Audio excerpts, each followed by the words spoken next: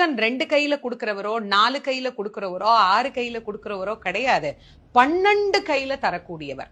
கேட்டவருக்கு கேட்ட வரங்களை அல்ல, நினைத்தவருக்கு நினைத்த வரத்தை விட அதீதமான நலன்களை வாரி வாரி வழங்கக்கூடியவர்.